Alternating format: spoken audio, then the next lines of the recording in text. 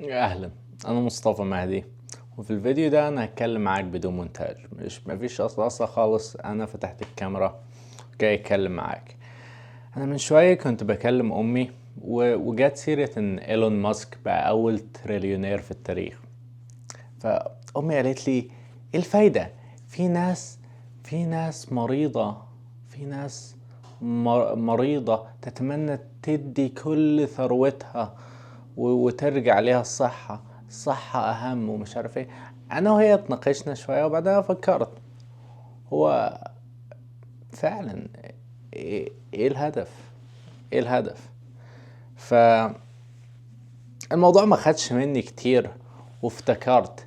انتوا شفتوا فيديوهات قبل كده انا قلت انا جاي هنا اصنع المجد. ايه هو المجد؟ يعني انا قصدي ايه حوار المجد ده؟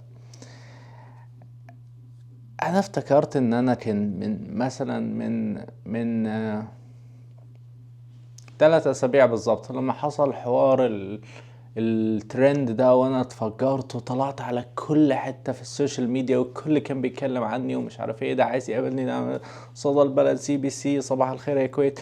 كل الناس كانوا عايزين يقابلوني في الفترة دي. انا واحد صاحبي، طبعا انا كنت اتخرجت، وصحابي اللي من دول كتير اللي متابعني من زمان عارف، ناس زي جونا، ناس زي تايلر، ناس زي اللي متابع من زمان يعرف مين اللي انا بتكلم عليهم. كلهم هيسافروا لان خلص وقتنا هنا. وحتى انا مش هقعد في ولاية كنتاكي، انا رايح زي ما قلت في فيديوهات قبل كده كتير ان انا رايح كاليفورنيا، رايح سيليكون فالي. فالناس كانت بتسافر. بس جونا كان اهله جم من استراليا وقعدوا في مكان هنا اسمه مامث كيف ده بيدوروا عنه. وجهة سياحية حلوة، يعني بيبقى فيها كهوف تاريخية، أكبر كهوف في العالم ومش عارف ايه. المهم، فصاحبنا ده قال لي تزورني مش عارف ايه. انا في نص الترند وعليا في اليوم 6 لقاءات تلفزيونية، مطلوب ان انا ادخل معهم مداخلة زوم ومش عارف ايه. انا قلت له اكيد اكيد يعني. فهم كان عندهم زي كابينة، وقال لي حاجزين لك مكانك يعني. ف... فانا رحت وقعدت مع جونا شوية ومش عارف ايه. وبعدين واحد صاحبي تاني اتصل بيا قال لي: انت في تي لو تفتكروا من يوم فلاح في الجامعة الأمريكية. اتصل بيا قال لي: أنا وأنت اتفقنا من شهر إن أنت هتوصلني المطار. ف فأنا قلت له: صح مش عارف ايه، هتعرف تعمل حاجة؟ لأن أنا في مامث كيف، بعيد 3 ساعات بعيد 4 ساعات من المطار، بعيد 3 ساعات من عندك يعني. قام قال لي: لا، أنا ما عنديش أي طريقة تانية يعني. فقمت قلت له ماشي. فبعدين انا طبعا كنت عامل حسابي ان انا هقعد مع جون على الاقل يوم يعني، وبعدين لما هم يسافروا وانا ارجع. بس المهم يعني، فانا وجون اتمشينا للسيارة و... واتكلمنا شوية ومش عارف ايه. وبعدين يلا اشوفك بعدين، اللي هو مش اشوفه بعد 4 5 6 سنين يعني او حاجة، لان هو هيروح استراليا وانا هفضل في امريكا. ف بس يعني كل ده، بس سلمنا على بعض، حضرنا بعض، وانا ركبت السيارة وماشي سايق. وانا سايق وانا سايق جات في بالي يعني في لحظة بسيطة كده ان لقيت نفسي دموع، قاعد اعيط. الكلام ده من 3 اسابيع بالظبط يعني. انا كنت انا مع الحوار ده، اللي يعرفني يعرف الرجاله ما بتعيطش مش عارف ايه. بس فعلا انا لقيت دموع. والمضحك ان ده في وسط كل الزخم ادخل كل التعليقات، الاقي الناس كلها بتقول انا نفسي ولادي يا باشا حاجات. ابويا بدخل اونلاين فعلا يعني الاقي الجزيره منزله ابويا بيقول لي: انت اكبر فخر ليا، حاجات انا بتمناها طول عمري. بس وقتها ما فرقتش، يعني كنت بدمع لان انا مش هشوف صاحبي تاني. وافتكرت ان الموضوع ده مش اول مرة، مش هشوفه تاني. ان شاء الله اشوف بعد 4 سنين 5 سنين او حاجة زي كده. الموضوع ده مش اول مرة يحصل. اللي برضو بيتابع فيديوهاتي يعرف ان في ابراهيم ايمن اخويا صاحبي، انا مش فاكر امتى قابلت، ما حدش يعرفه، ما حدش شاف صورته هنا ولا اي حاجة. في الانستجرام ممكن شافوا صورته بس. انا مثلا ابراهيم ده مش فاكر امتى صاحبته، انا اتولدت لقيته موجود. وفاكر انا لما هو كان جالي قبل ما انا اسافر امريكا، وانا افتكرت ان انا اتضايقت جامد يعني. وافتكرت برضو علي فكري، كنا كل يوم بننزل في ايام الثانوية ونشتري ديو ونروح لفطاير قليب ومش عارف ايه وناكل ومش عارف ايه. بس اسمها فطاير نبى العصير دلوقتي. المهم، افتكرت كل ده، وافتكرت ان انا مثلا انا دلوقتي ما شفتش عيلتي من 3 سنين وبتاع. فحوار جه في بالي ليه انا المجد عندي بالنسبة لي ان انا اعمل اكبر كمية فلوس ممكنة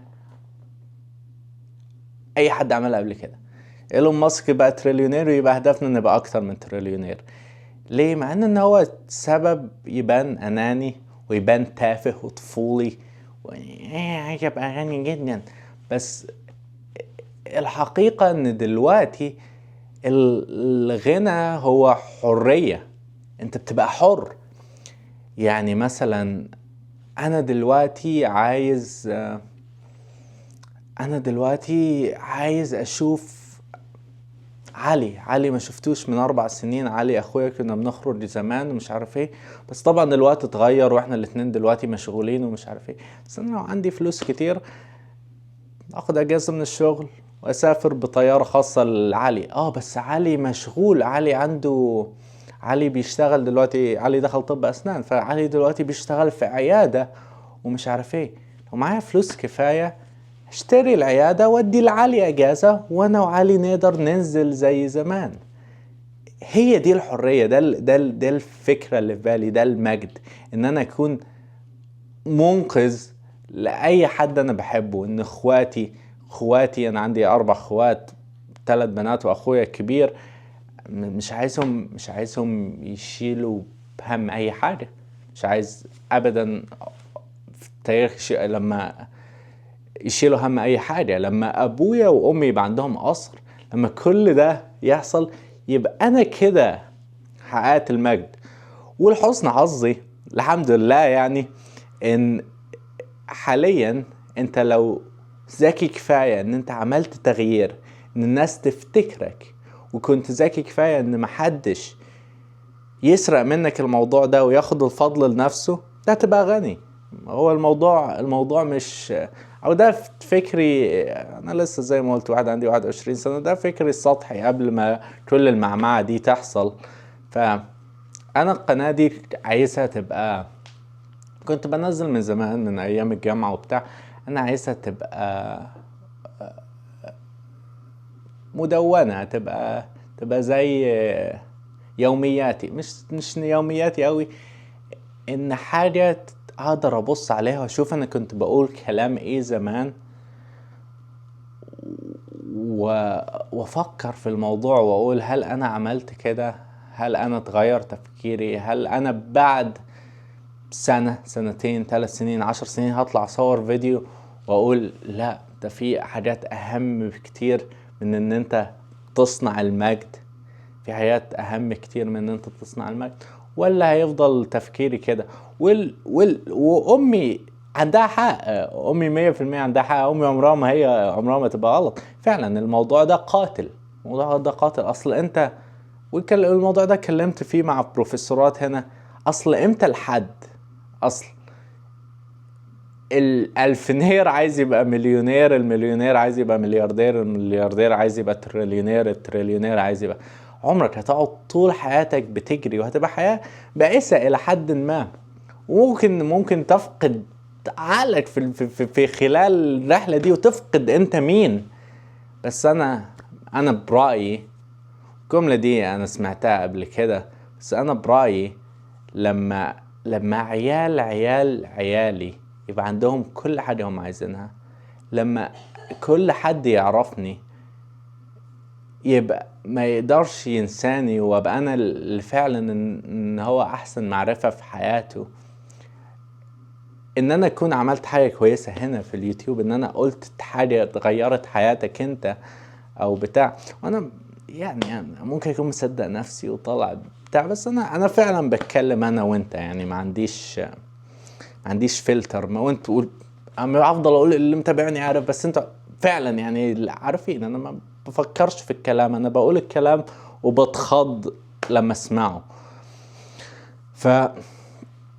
فلما كل الناس اللي بحبهم ابقى انا فعلا المنقذ بتاعهم، لما ابويا وامي يبقى عندهم اسرة، لما اخواتي ما يحتاجوش يخافوا عن حاجة في التاريخ،